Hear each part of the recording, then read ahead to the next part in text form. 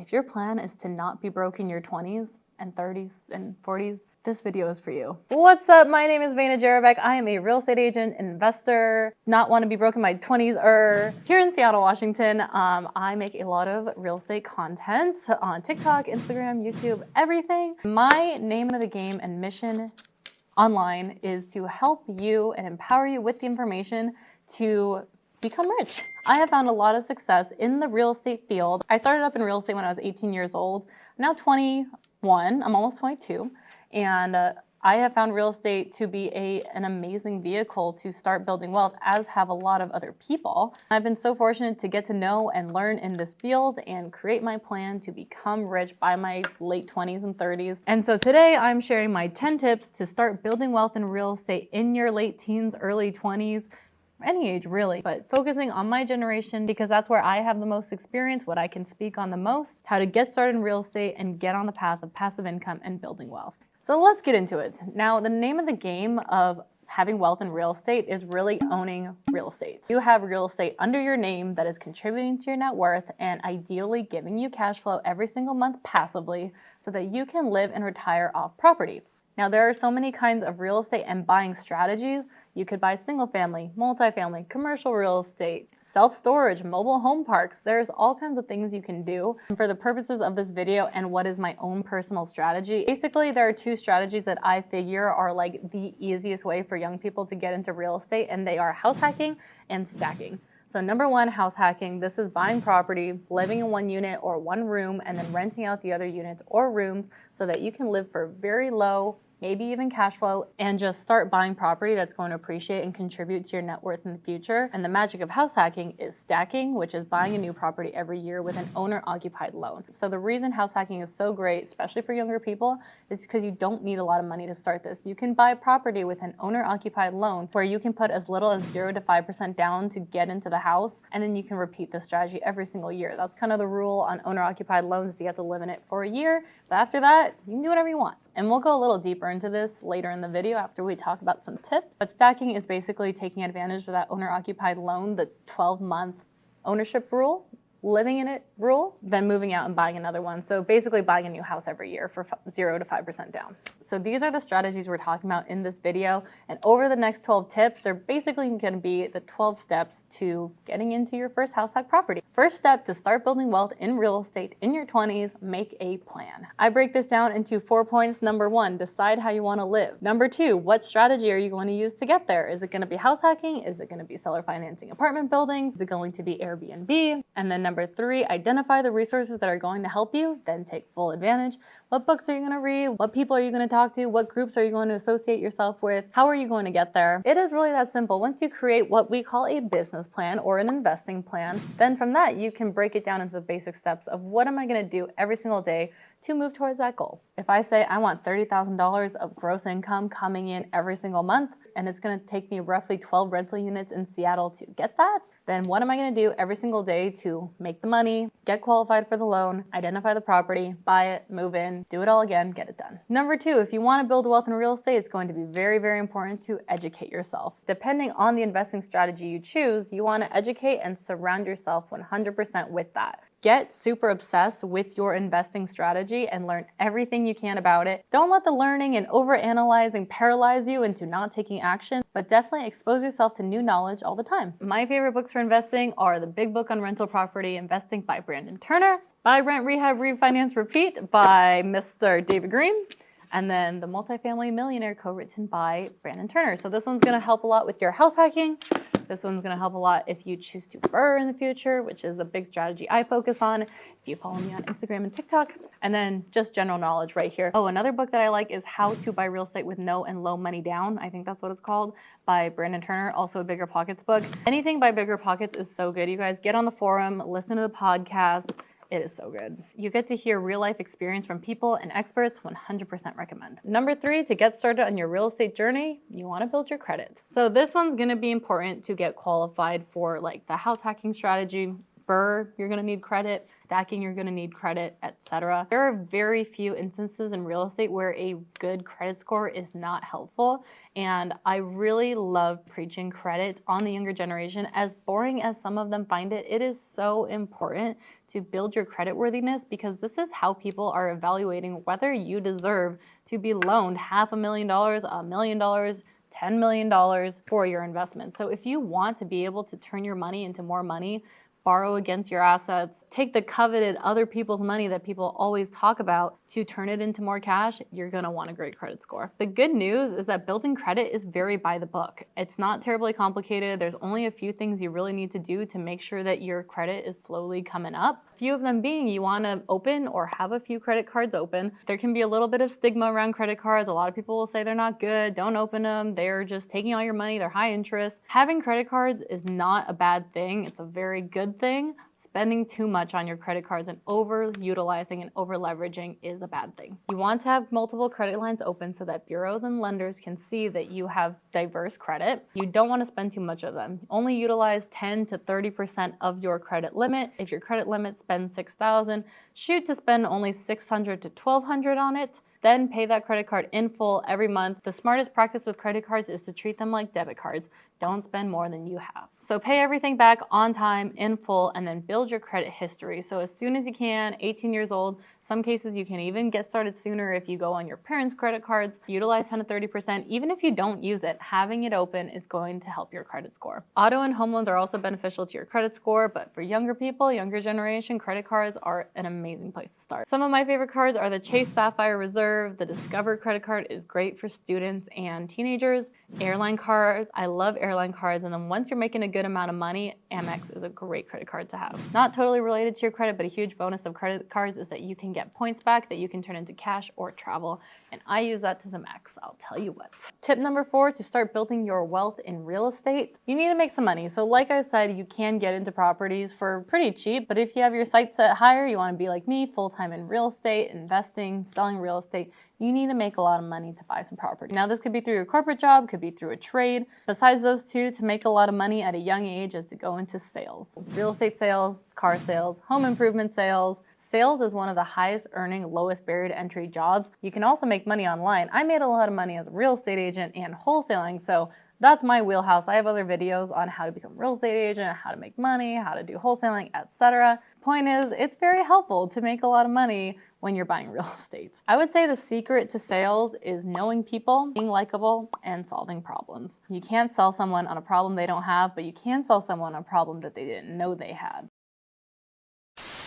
So however you can, make some money so you can buy real estate. Tip number 5 is going to be pretty technical. You want to create an LLC and you want to do your taxes. I get a lot of questions on LLC and taxes, and I am the last person that you should trust for tax advice. I do know that especially if you are in sales or you're an independent contractor or you are doing some kind of real estate consulting or wholesaling, then you definitely want to have an LLC so that you can make business write-offs and take tax advantages. And I guess there are services out there that help you create an LLC, but really all you need to do is go to your state Secretary of State website. It really costs a couple $100. Go through, you can get it in like a day. So don't get scammed on creating your LLC. It's pretty easy to do on your own. And then hire yourself a trusted CPA, tell them your goals for buying property, and then create a plan with them to make sure that you're on track, filing properly, spending properly, making sure all your money is in order so that when the time comes, you are set up and you have those tax returns ready to go to buy property. When it comes to buying properties under LLC versus your personal name, this is a very tough question and it's gonna depend on a lot of things. In general, 90% of the time, you do have to buy owner-occupied homes under your personal name. After you've lived in it for the 12 months and you convert it to the investment property, then go ahead and transfer it to your LLC. But I'm not a tax professional or a legal professional, so don't take my word for it. Number 6, now a lot of people don't want to hear this one, but to buy rental property, typically you're going to need to save some money. So when you're buying a house to live in, they require 0 to 5% down. There are 0 down programs, but let's say you need 5% down in Seattle, the starter houses are like $800,000. 5% of that is 40 grand. So if at most you need to save up 40 grand, then we need a savings plan in place. How you save is totally going to depend on your income. Your favorite gurus say live off 20% of your income and save or invest the rest. Google says you should spend 50% of your after-tax income on needs and obligations, and the remaining half should be split 20% savings, debt repayment, and 30% everything else you might want. When I was new and selling real estate, my average commissions were like $14,000, and to a 19-year-old, that was more than I could spend. So what I did was I put 30% away for tax, get that out of the way first, prep for tax season, and then I just split the rest, checking and saving. Am I the most responsible with money? I don't know, but I do know that if you make a lot of money, then you don't have to worry too much about saving it. So however you need to do it, get yourself a plan that works for you to save money. Some actually really good cardinal advice that I received from a coach one time, especially if saving money is hard for you or taboo, or you just don't like the idea of it. Try this. Go ahead and splurge on things you love. Me, I like designer bags. I kind of like cars, and I like food. So I ball out on those 3 things and then be cheap with everything else. So whatever that means to you, go ahead and pick the few things that are really important to you that you spend your money on. But then in every other aspect of life, things that really don't matter to you, be super cheap on. Live with your parents. Drive a cheap car if you don't care about cars. Eat at home if eating out is not that important to you. That was number 6. Hopefully this is all making sense and helping you so far. If it is, please leave a like and subscribe so I can keep pushing out this content. Number 7 of how to get started on this wealth and real estate journey is do not work with any regular schmegular agents and lenders. Work with professional advisors. What does this mean? Work with people who are open and willing to have the conversations with you about where you're at right now, what your goals are, and what they and you can do to get there. You have no idea how much I bother my own lender with questions and hypotheticals leading up to my purchase. Now, we don't want to waste anyone's time, but stacking your Rolodex with people who have an incentive to help you, they're going to make a commission on your sale, they're going to make a commission on your loan, and want to set you up for success and have that lasting relationship with you is going to do you wonders. Number 8 tip for getting into real estate, find the people who are going to help you. I know for me, along this journey, I have met tons and tons of people through my real estate office, networking events, through coaching programs, through coaching events, and online that have helped me get to where I am today. And so all of those channels, I totally recommend you go down to meet the people who are going to save you a lot of time and mistakes along this journey. So go to your local networking events, meet people, figure out how you can be valuable to them so that they can impart some wisdom unto you. Pay for coaching programs if it makes sense. Now, there are a lot of coaching programs in the real estate space, and figuring out the ones that work for you can be tough. I know I've gotten into all the programs I'm in by referral. Like, people I've met have talked very highly about these programs, and for me, I am in Tom Ferry Real Estate Coaching and then Springboard to Wealth Investing with Thatch Nguyen. He's local to Seattle. Best community of investors I have ever experienced. I'll leave information down below if you're interested in either of these programs. But the important part is to be surrounded with people that you want to be like. And I know that imposter syndrome and feeling like you're not really there where you can actually provide value to other people definitely kicks in. And if you are just starting out, sometimes just being able to work hard for other people can be very valuable. Anything that moves you towards where you want to go, especially if you have nothing else to do, can be worth your time. All right, so we went through 8 tips about how to prepare yourself to buy property. Let's talk about actually buying the property. So number 9, this has got to be my top tip for getting into real estate at a young age and starting to actually build that wealth and passive income. Buy a multifamily or a value add property, or both. This is the most general statement I will ever make, but there are really 2 types of property that you could go and buy today that will make you the most money in the long run. And that is number 1, multifamily, and number 2, value add property. So what I mean by this is you could go buy a nice single family home, live in it for a year, then rent it out and go buy another nice single family home and repeat that every single year. You can 100% do that. In Seattle, it's gonna be like I said, $800,000, $40,000 a year. As prices go up, it's going to increase. But buying a nice property is a mistake because the only equity, which is how much of the property you own or how much value there is that actually contributes to your net worth, is only created over the time that you own the property. On the flip side, if you buy a value add property, like a fixer property that you can still live in, it's move-in ready, and then you live and flip it, as we say, you're paying less for the house, you're fixing it up, you're putting sweat equity in, and you are forcing value in the property by making it nicer and making it worth more without having to wait for appreciation. So basic example, you buy a nice house for $1 million, let's say. Obviously, in other other markets, nice houses will be cheaper, but for me in Seattle, it's gonna be $1 million. I put $50,000 down on the house. The only equity that's created, because it's already nice and new, is the 10% per year appreciation, which is still good because that's $100,000 a year. But if I bought a $500,000 fixer and then maybe I paid $20,000 for materials and I did most of the work myself and I bought it for $500,000, then I'm fixing it up to be worth $750,000 by the time I move out. That's already $250,000 in equity that I've created, or $230,000 minus the materials, which is a heck of a lot more. And I'm still gonna get that 10% appreciation, that $75,000 off $750,000 in the first 12 months that I own it. So that's basically why value add or fixer properties are a lot more profitable and make a lot more sense for you in the long run. They're also cheaper to get into up front. Now you can 100% house hack a normal house, live in one room, live in the others. For most people, they're gonna prefer their own private space, which is where buying a multifamily comes in, where if you buy like a triplex, you live in one unit, you rent out the other two. While these properties can be a little more expensive than single family, you're also gonna get higher rent on your units. So in the long run, multifamily typically rents for more. I've seen people do amazing house hacking single family. I've seen people do amazing house hacking multifamily. So it's really kind of a lifestyle choice and what you want your money to be in at the end of the day. Point is, you're buying a property for low down, you're renting out a portion, you are living for free. Maybe you're cash flowing if the rents are enough to cover the mortgage. You're living in it for a year, then after a year, you move out, go somewhere else. And after a year, you rent out the unit that you were living in, go buy another property, boom, boom, boom, every year, done.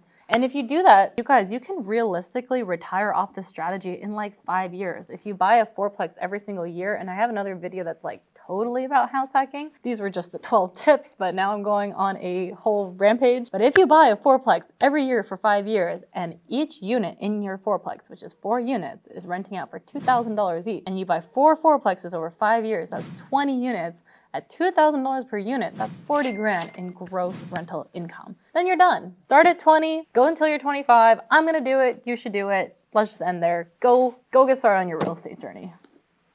But we're not ending there. I have one more tip to share with you. Number 10. This could be the most important and one of my largest takeaways over the past 3 years that I've been on this little real estate journey. Understand that it won't happen fast. Enjoy this journey that you're on.